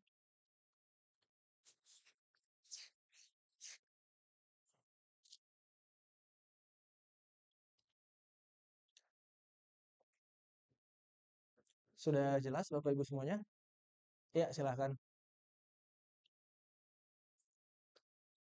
Kalau di sana lagi musim panas. Ya, dan panasnya itu kalau di Mekah Madinah itu dimulai dari 39, 40, 41, 42, 43, 44 sampai 46. Jadi kalau misalkan mau bawa jaket, silahkan dibawa, tetapi biasanya dipakai pas kapan? Di pesawat aja. Karena biasanya di pesawat meskipun kita dikasih selimut, itu selimutnya tipis. Nah, jadi biasanya kalau misalkan kedinginan, lebih baik disediakan jaketnya, seperti itu. Di jaket di Turki cuaca 26. 26 terendah, 23 di bursa. Tapi 11-12 kayak Bandung lah. Aman, jadi insya Allah nggak terlalu dingin. Jadi ya musim panas aja ketika sampai di Mekah maupun di Madinah. Jadi diharapkan membawa sunscreen juga ataupun payung. Karena kebanyakan rata-rata yang habis pulang umroh di musim panas mukanya merah gosong. Ada lagi yang ditanyakan?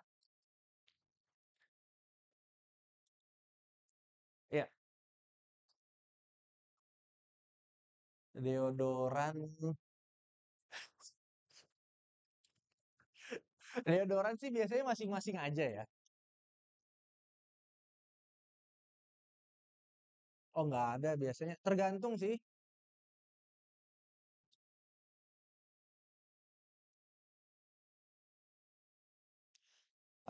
Ya begitulah. Biasanya masing-masing. Dan juga nanti ketika kita umroh itu pelaksanaan ibadah umroh ya. Entah itu ketika kita tawaf, ketika kita sa'i itu harus lebih banyak lagi kita sabarnya.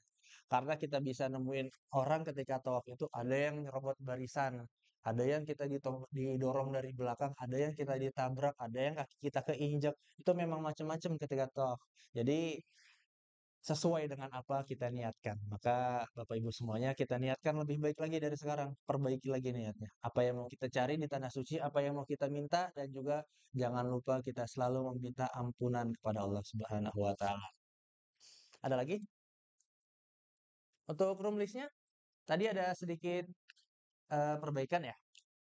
Bu, untuk room listnya tadi sedikit perbaikan. Nah, kemudian ya untuk room list ketika di Istanbul, ketika di Turki, itu biasanya rata-rata Bapak Ibu semuanya, ketika kita di Istanbul atau di bursa, hotel itu menyediakan kamar double, tidak lebih dari double. Rata-rata semuanya double, berbeda dengan kita di Mekah maupun Madinah, itu biasanya sesuai paket yang kita kita bayar atau kita minta seperti itu.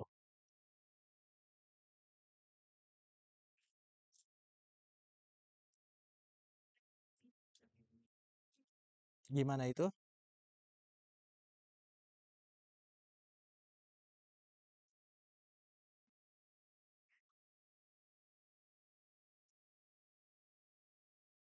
Mau diganti dengan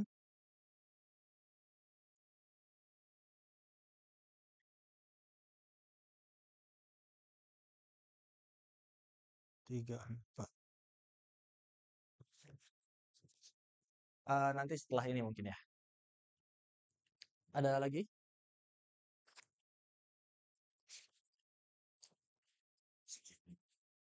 Untuk perjalanan insya Allah sudah jelas Bapak Ibu semuanya. Untuk bagasi tidak boleh lebih dari 23 kilo untuk koper cabin, koper bagasi. Adapun koper cabin maksimal di angka 7 kilo. Dan juga untuk keberangkatan dipersiapkan batik yang sudah disediakan oleh pihak travel. Adapun kalau misalkan mau berangkat langsung untuk dilepas keluarga di Bandara Soekarno-Hatta silahkan, tetapi sudah tiba di Bandara Soekarno-Hatta jam 7, paling lambat jam setengah 8 malam. Kalaupun mau berangkat dari bersama-sama dengan rombongan grup dari Bandung, jam 1 sudah berkumpul di depan kantor Rauda.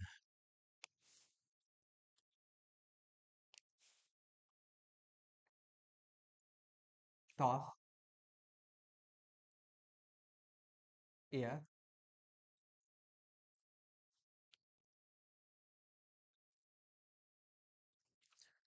Untuk kursi roda, biasanya lokasi untuk tawafnya itu berbeda dengan tawaf yang kita jalan bersama-sama. Karena biasanya untuk yang kursi roda itu sudah ada tempatnya sendiri, entah itu di lantai 1, di lantai 2, dan apabila kalau misalkan mau dibantu oleh petugas, itu bisa. Nanti ada tim yang akan membantu untuk proses ibadah umroh dari mulai dari hotel, kemudian tawaf, sa'i, sampai balik lagi ke hotel. Jadi nanti bisa langsung chat aja ketika kita sampai di Mekah atau di Madinah seperti itu.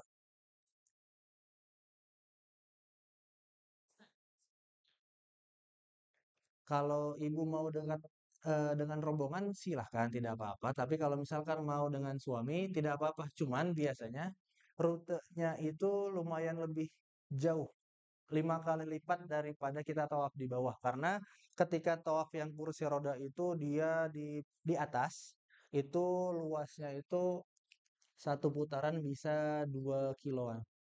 Seperti itu. Jadi biasanya kalau misalkan mau ikut dengan rombongan, untuk yang tawaf nanti sudah ada pembimbing lagi. Ah, ah. Ada lagi yang ditanyakan? Sudah jelas semuanya, Bapak Ibu?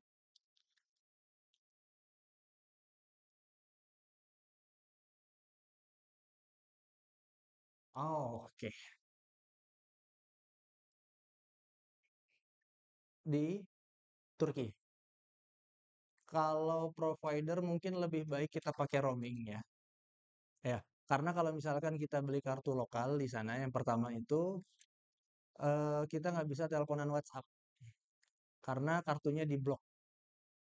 Jaringannya diblok. Kalau misalkan kita beli kartu di Saudi, itu jaringannya diblok sehingga kita nggak bisa teleponan WhatsApp atau video call. Bisa, tetapi harus menggunakan VPN. Jadi alangkah baiknya lebih baik dipersiapkan kartu roamingnya dari Indonesia. Dan itu pun biasanya aktif ketika kita sudah tiba di negara tertentu. Jadi misalkan Telkomsel ada paket umroh plus negara transit ataupun Indosat atau yang lain sebagainya. Jadi lebih baik disiapin aja roaming daripada kita beli di sana, kemudian agak ribet juga prosesnya. Dan insya Allah selama di hotel di Mekah, Madinah, di Turki itu insya Allah sudah ada WiFi.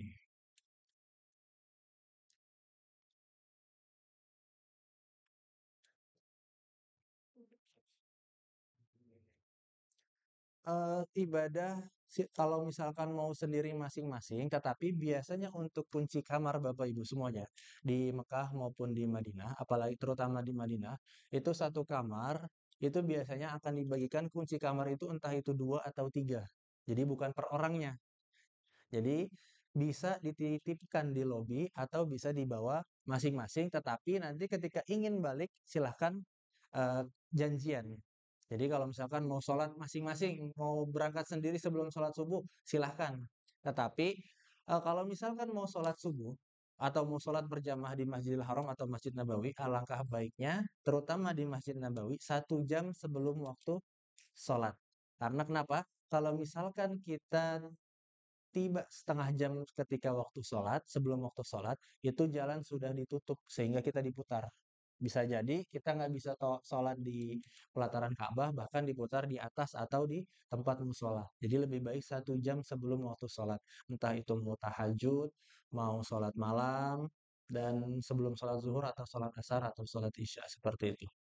Dan biasanya ketika selepas sholat 5 waktu di Mekah maupun Madinah, sepertinya sudah disampaikan ya, saya hanya mengingatkan, itu akan ada sholat jenazah, sholat mayit. Karena entah itu jamaah umroh atau penduduk asli kota Mekah maupun Madinah, biasanya ada yang wafat dan langsung disolatkan, seperti itu.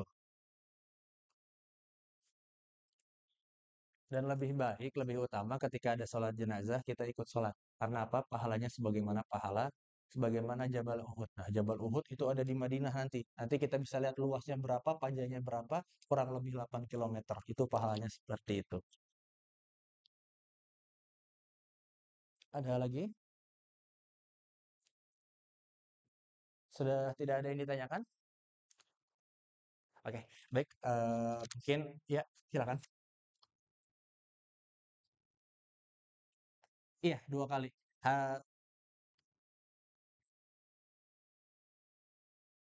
Di luar itu kalau mau, bukan ada biaya lagi. Kalau mau sendiri silahkan. Kalau mau dibimbing silahkan. Tapi kalau mau dibimbing biasanya nanti sama mutawifnya. Silahkan nanti. Karena apa? Kita harus mengambil mikot lagi. Mengambil mikot, entah itu nanti kita naik taksi atau naik transportasi umum, ambil mikot di Masjid Aisyah, kemudian balik lagi. Itu bisa nanti kalau misalkan mau melaksanakan ibadah umroh yang ketiga.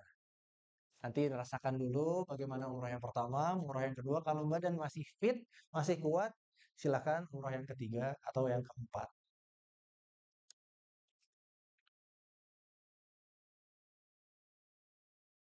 Biasanya kalau taksi itu dari Mekah, dari hotel ke Masjid Aisyah untuk ngambil mikot kurang lebih 25 real. Dan hitungannya biasanya dia per orang, bukan per taksinya.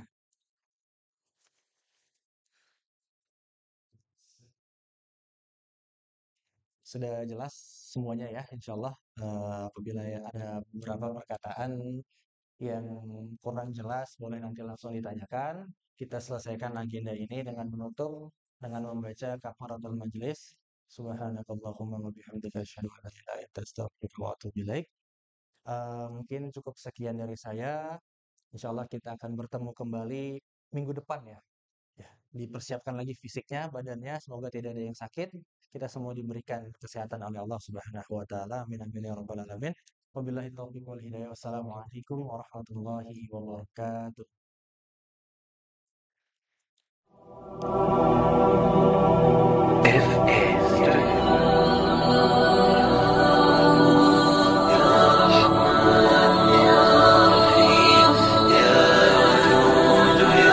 شكور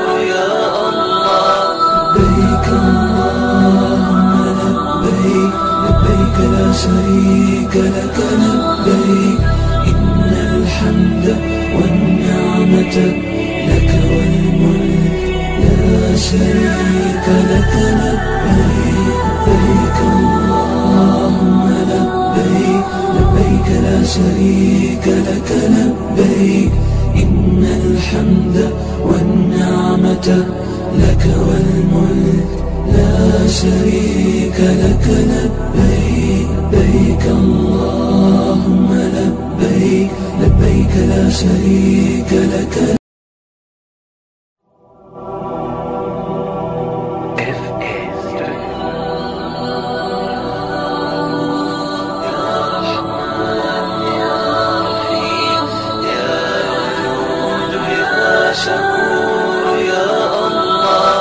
لبيك اللهم لبيك لبيك لا شريك لك. لبيك إن الحمد والنعمة لك والملك لا شريك لك.